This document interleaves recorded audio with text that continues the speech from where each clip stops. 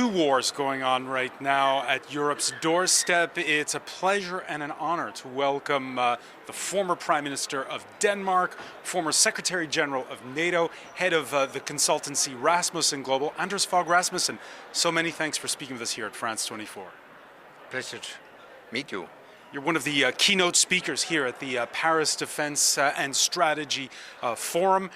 Right now, that second war we're talking about started by a president of the United States who consulted only non-NATO member Israel, who has a pliant Congress, who has cabinet members who wear dress shoes that he buys them even when they don't fit to show their loyalty. Is Donald Trump a dictator? No, Donald Trump is not a dictator, but he's pretending to be a strongman in line with President Putin and President Xi Jinping. And basically, they are arguing the same way. So I think our conclusion is now the United States is in the process of turning its back on Europe, so Europe must take care of its own affairs. In the process of taking its back. Now you, when were the Secretary General of NATO, you know, for the general public, Secretary General of NATO, it's a facilitator in a suit, and it's a round table, but you don't really realize until now just how much you're almost an employee of the United States because the U.S. has so much power inside of NATO. What happens to NATO if what you're saying is true? Well, without the United States, NATO does not exist. So, I still think NATO will remain the cornerstone of European North Atlantic security, but NATO must change its face and structure. We need a more European NATO. We need to strengthen the European pillar within NATO based on the coalition of the willing, which is now being formed under the leadership of France and the United Kingdom. Yeah, 32 members inside of NATO. You're saying France and the UK, non-EU member, but you're putting them top of the list there with France. Yeah, because even if the United Kingdom is no longer member of the EU, the UK plays a crucial role when it comes to security. And we need to strengthen the relationship between the United Kingdom and the rest of Europe. So I appreciate very much the joint French-British leadership of this coalition of the willing. What I would like to see would be a more rapid process. The coalition of the willing must not be the coalition of the waiting. Right, so we know about the spending part. Each side asked to do more in terms of spending. We'll talk more about your native Denmark in a moment on that front. But then, is it also about, when you think of the UK, does it mean if the United States is turning its back on Europe, does that mean weaning itself off dependency when it comes to nuclear deterrence? Does it mean leaving that Five Eyes intelligence gathering a system they have with the United States and joining a European one instead? Well, I think we can still count of the American nuclear umbrella.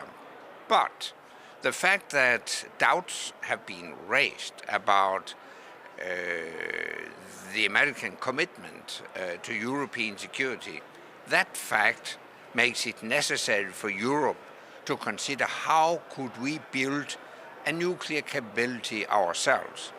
And in that respect, I appreciate the recent speech by President Macron, who launched a new French nuclear strategy and extending, so to speak, the French nuclear umbrella to the rest of Europe. And I think that's a promising and necessary path. Would you share intelligence with the United States under the current circumstances?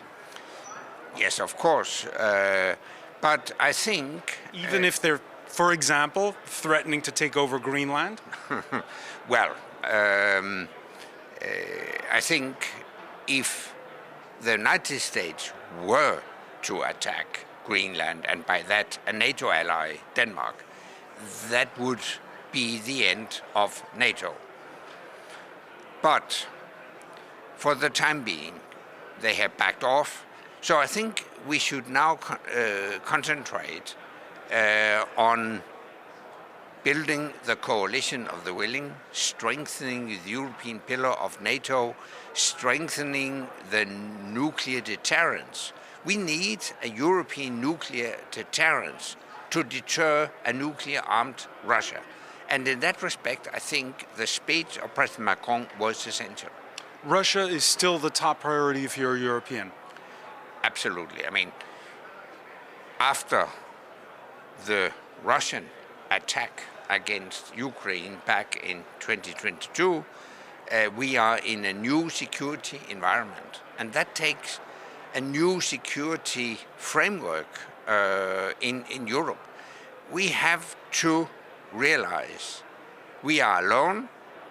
We must stand on our own feet. For much too long, Europe has been dependent on cheap energy from Russia, cheap goods from China, and cheap security from the United States. That model doesn't work any longer.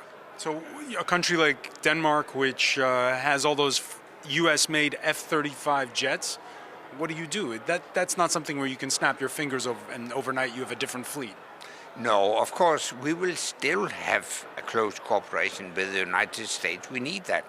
But we have to strengthen the European capabilities. We have to expand the European production of weapon systems, military capabilities, ammunition, and also when it comes to energy, we must reduce our dependency on external actors. And right now, you have this war which is of Donald Trump's choosing, which is sending energy prices soaring. We're very worried about natural gas prices here in Europe. The question then is, what lessons have you learned in the last 25 days when it comes to, for instance, a fire in a laundry room being enough to make an aircraft carrier turn around, when it comes to the fact that you have missile defenses which might be running low in those Gulf states? What are the lessons you've learned in 25 days? I think we have learned several lessons. First, that the United States started this war without consulting European allies. Another testament to the fact that we are on our own.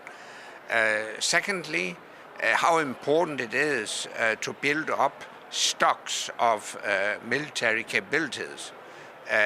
We are producing too little, too slowly right now. And my third lesson is that we also need to prepare for the future warfare. We have to invest much more in high-tech military capabilities, drones, high-tech military warfare across the board, and not wait decades for the production of tanks, fighter jets, naval vessels, etc., etc. Yeah, it's an old chestnut when you come to a forum like this one. Whether or not there's ever going to be a joint fighter plane made by France, Germany, and Spain. Right now, the smart money says no. When it comes to, again, made in Europe, how fast can we go? Yeah, but we should go much, much faster. What is much faster? Yeah, but we have to deploy military capabilities in a few months, not in a year's time, not to speak about decades. And I think our defense industries are much too slow in delivering the necessary military equipment, ammunitions, etc. So instead of focusing on what I would call the traditional heavy military capabilities, we should be much, much smarter, much quicker by focusing on drones and other high-tech military capabilities. The fact is that the war in Ukraine has demonstrated how important it is to be at the forefront when it comes to high-end, high-tech military capabilities. In today's war in Ukraine, more people are killed by drones than by artillery. So it's election day in Denmark, and you have just recently raised the military service conscription, something that disappeared here in France a quarter century ago, from 4 to 11 months for both young men and women. How's that going? Should that be the norm all over the continent? Yes, I think so. We really have to mobilize our will. Do you see that will? I think the Russian attack against Ukraine and the election of Trump in the United States were wake-up calls. At least it should be wake-up calls for the whole of Europe. We need a new mentality. We need to infuse in the whole of the population the will to defend our freedom, our democracy, our way of life. And to that end, I think conscription is an efficient tool. Conscription all over the European continent, you're saying? Yes. Yeah. Now, you began this conversation by saying how Putin is acting like Vladimir Putin, like Xi Jinping, and my question then, when you look at the way the Europeans have to leverage it at this point in time, what leverage do they have? Because when the war fighting stops in Iran, at that point in time, will Donald Trump, if he feels like a wounded lion, turn on Ukraine? No, but I think we in Europe should learn to act in the same transactional way as Donald Trump. First, Donald Trump launched a war without consulting Europeans. Next, when he realizes that he is walking into big troubles, he asks the Europeans to help him open the Hormuz Strait. I think we should have told Trump, okay, we are also interested in the opening of the Hormuz Strait, but in exchange for helping you, you must help Europe. You should continue supporting Ukraine. You should abolish all threats. And who makes the call? Who calls up Donald Trump and does the face-to-face negotiation for that? I would add to this, you should abolish the tariff threats against Europe. Who makes that call? Who's the one who calls Trump from Europe? Yeah, but that's a weakness of Europe, that we don't have. You must have an idea. Yeah, but I think strong leaders from big countries should make the call. The problem is, many of them are too weak right now. All right, one final question for you. Again, if it comes to Donald Trump then turning on Ukraine after the war in Iran is over, the come to daddy, as the current Secretary General of NATO said last year, flatter Donald Trump, keep him on board, that's out the window is what you're saying. I think time for flattering is over. Now we should stand up firmly to President Trump. Anders Fogh Rasmussen, so many thanks for speaking with us here at France 24. Thank you for having me.